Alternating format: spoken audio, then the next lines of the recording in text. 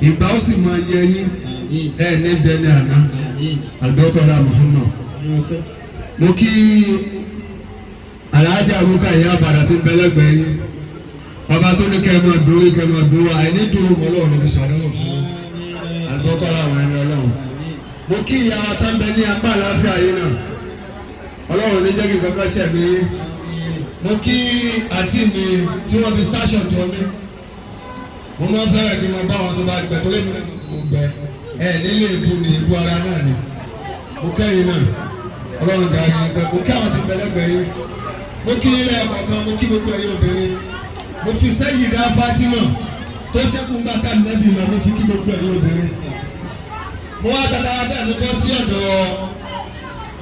àwọn ọkùnrin mo kí Alhaji nkọ́mẹ́ Alhaji Maruf ọmọ Afọlábí Mọ̀fíàtù kò ní bàyẹ̀ fún yín ọ̀gá wa coordinator wa CGI mi ìgò yín ọlọ́run ní jí ó sọnù ni wọn bá bẹ́ẹ̀ ṣe fi ń laminate ojú yìí tẹ́ẹ̀sì fi jọ ti kóté ìyún rẹ̀ dá rárá ọlọ́run ní jẹ́gá fún yín tọ̀nà kóté àgbẹ̀kọ́ra nàbì mo kí bọ̀dá Sunday dáadáa mo kí lúkúlúkú ojú ọlọ babaláwo.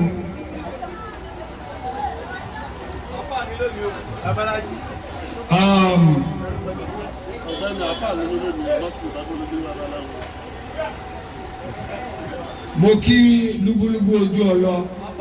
Ọ̀túnba Ajíbíkẹ́ àjọmọ́ gbàwẹ̀ ni àmọ́ bàbá aláwo ni àmọ́ kéèlè kò lè má gba Ramadana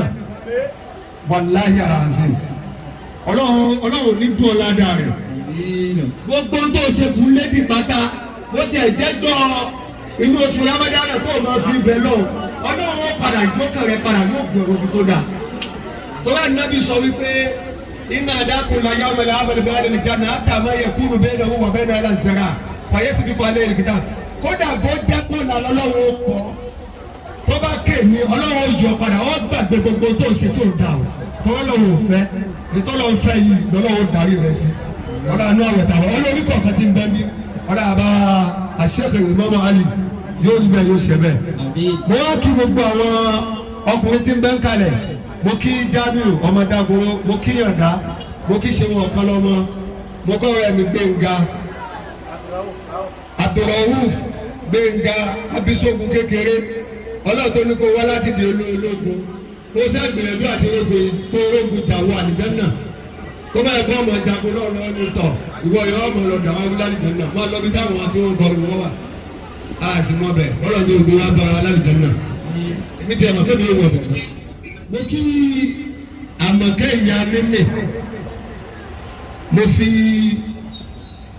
àwọn ọkùnrin mo fi kí ẹ má bínú ọlọ́run ní gbàgbé yín ó gbọ́ yóò ní sàpamọ́jọ́ tá bá ń tọrọ nǹkan tó dáa tá bá ní kẹ́ gbà nǹkan tó dáa ẹ̀ ní bísí jọ́nà náà àlùbọ́kọ́lá nàbì mo kí ọ̀rẹ́ mi Démọ́lá ọmọdé rẹ̀ mi mo kí gbogbo àwọn ọkùnrin tí ń bẹ ń kalẹ̀ àti ẹni tó wọ́pọ̀ ẹ̀ka dákọ̀ àti tí wọ́pọ̀ ẹ̀ka dákọ̀ mo fi àti gbólóhùn táwọn àgbàlagbà fi máa kí ẹ pé asalaamu aleykum. billahi minash shaitanir rajim bismillahir rahmanir rahim qad aflahal mu'minun الذين هم في صلاتهم خاشعون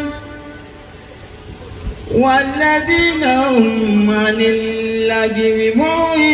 معرضون والذين هم للزكاة فاعلون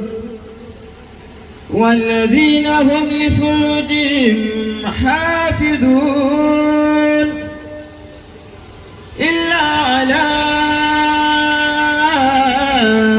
أزواجهم أو ما ملكت أيمانهم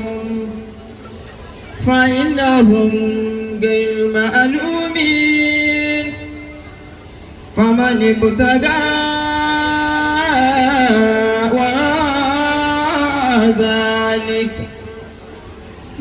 أولئك هم العدون والذين هم لأماناتهم وعهدهم راعون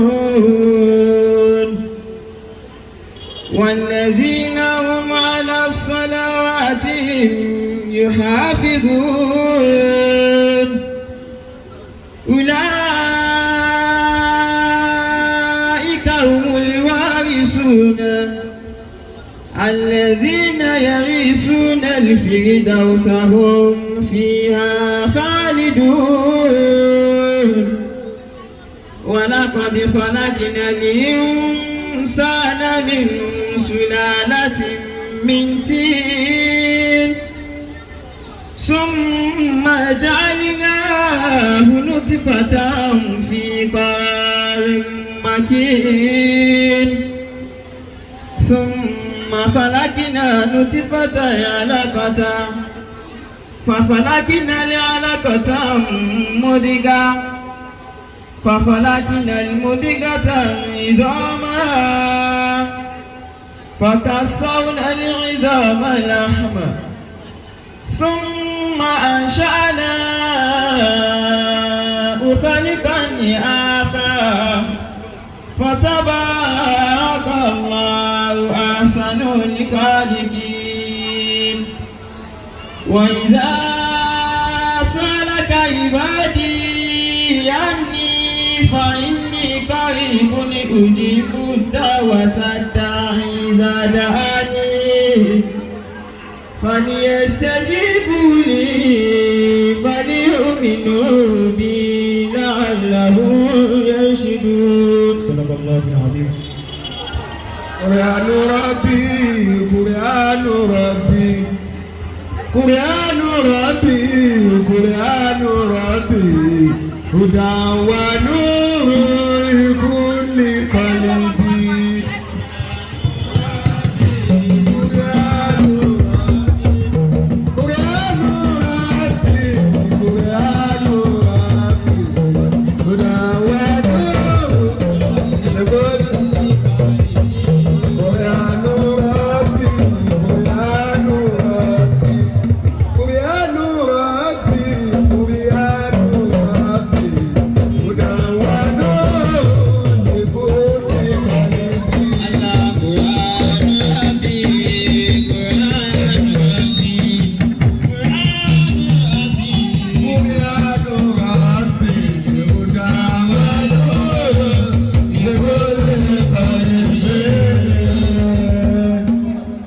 afọwọ́ abdulkadir tí wọ́n bá wa ka alukoran ọlọ́wọ́ bá dà yín lágbà ọlọ́wọ́ jẹ́ kálíbáríkà yín pọ̀ àyàfi kéèyàn ṣe jẹ́jẹ́ torí kéèyàn ṣe ogun ènìyàn máa ń náwó sí bàbá àbúrò mi ṣe yín inṣàlá. náà al-khutwatu taliya iyún ètò tó kàn ó ní ká gbọ́ díkìrì àdíkìrì tó yẹ pé kò sẹ́ni kankan tá a fi máa ń yètò ànábì wa Muhammad lọ. àwọn afáwa tí wọ́n bá wa ṣe lè ní afáwa Idris Apèsìn Ògo Àgbáyé inṣàlá yóò rí bẹ́ẹ̀. Assalamu alaikum warahmatullahi wabarakatuh. Wa alaikum assalam warahmatullahi wabarakatuh. Aki Ọlọ́run àfi Ọlọ́run àfi kí ànábì wa Muhammad. Sallallahu alaihi wasallam. Àwọn àfi kí àwọn àgbàlagbà tó ń bẹ lórí kalẹ̀. Àwọn àfi táwọn àgbàlagbà àfi kí àwọn ọkùnrin àfi kí àwọn obìnrin pé assalamu alaikum warahmatullahi wabarakatuh. Wa alaikum assalam warahmatullahi wabarakatuh. عليه